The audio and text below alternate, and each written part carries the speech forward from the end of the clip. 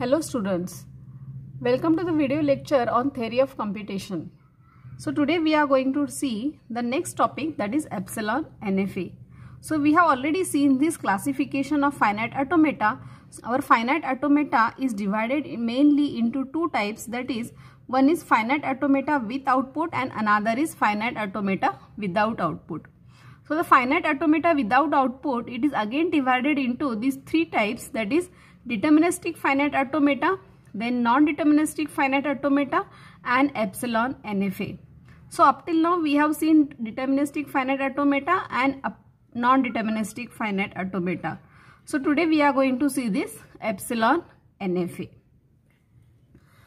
So first we will see the definition of epsilon NFA. So the definition of epsilon NFA is similar to the definition of NFA. So that is, only difference is in the transition function. So our epsilon NFA is also defined as capital M is equal to, it is a set of 5 tuples, so that is capital Q. So this capital Q is nothing, it is a set of states. It is a set of input alphabets. Then we are having Q0, so Q0 is the initial state. Then we are having capital F, so this capital F is again nothing but it is a set of final states. And here del, that is a transition function, so that transition function is represented for epsilon NFA in this way. So del is equal to Q cross sigma union epsilon. Okay, so that means what? In case of epsilon NFA, along with the input alphabets, we are also having epsilon as a symbol, input symbol on your states. And it is going to 2 raised to Q state. That is the power set of Q. So this is a definition of your epsilon NFA. So here we are having one example of epsilon NFA. So here we are having one NFA, and in this NFA we are having one transition from A state to C state by using epsilon. So here epsilon transition means transition on empty input alphabet. So here whatever the distance between this state A and C, so that distance is 0.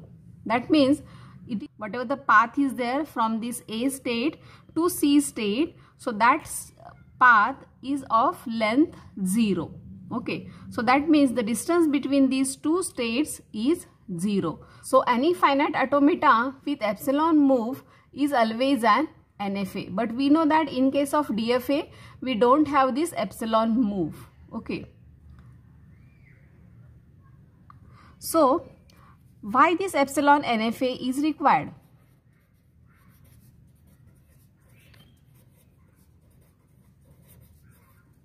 Okay, so why this epsilon NFA is required? Because we have already studied the NFA. Okay, so for example, consider this NFA. So this is an NFA for set of all the strings where 0 or more number of zeros are there, then followed by 0 or more number of ones, followed by 0 or more number of twos. So if you consider this example, so it is difficult to draw NFA or DFA, but it is very easy with the help of epsilon NFA.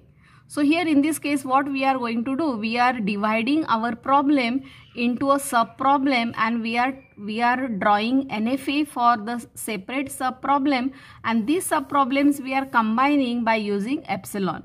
Okay, so it will be easy to draw DFAs or NFAs for such type of complex problems, and that's why we are requiring this epsilon NFA. Okay, then now we will see how to draw the transition table.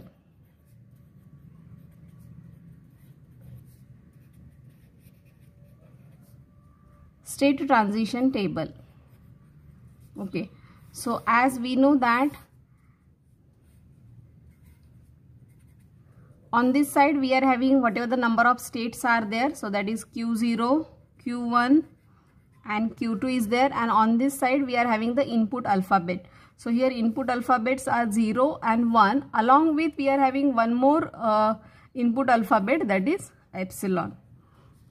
So Q0 on 0, where it is going? Q0 on 0, it is remaining in Q0 state only. Q0 on 1, there is no state transition, so we will write phi. So Q0 on epsilon, where it is going? It is going to Q1. Q1 on 0, phi. Q1 on 1, Q1. Q1 on epsilon, Q2. So Q2 on 0 and 1, no transitions are given. 0, 1, one more input alphabet is there. So Q0 on 2, phi. Q1 on 2, phi. Q2 on 2, it is Q2, and Q2 on epsilon, that is phi. So this is a state transition table for this epsilon NFA.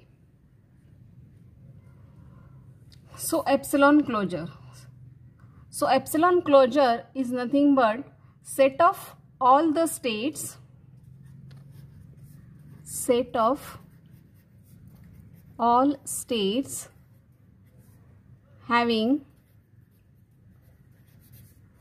distance 0 from state Q. That is called as a closure, epsilon closure of Q. Okay. So epsilon closure of Q.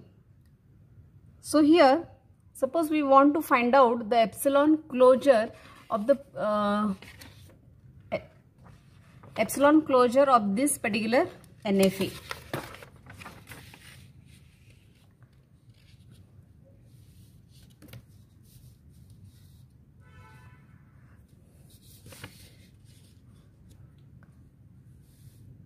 Now suppose this is a NFA and we want to find out the epsilon closure of these states. Okay, so epsilon closure of Q0 is equal to,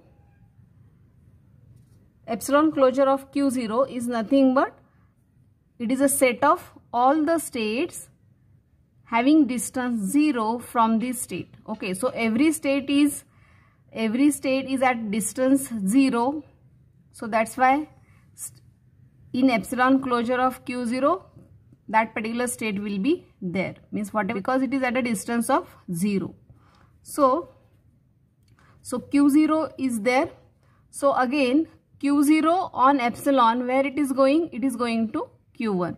So epsilon closure is nothing but from Q0 state, by using epsilon, how many different states I can go.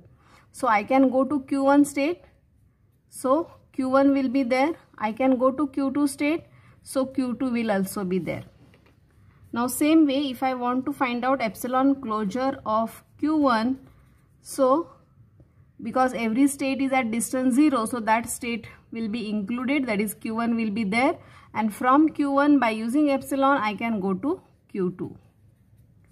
Now epsilon closure of Q2 is every state will be there, and from Q2 by using epsilon I cannot go anywhere, so only Q2 will be there. So this epsilon closure of Q0, so this can be represented like this way: epsilon Q0, Q0, Q1, Q2. So in this way it is denoted. So this is nothing but epsilon closure of Q0. So same way you can find out the epsilon closure of, you can write the epsilon closure of Q1 and Q2 also. So this is all about the epsilon closures.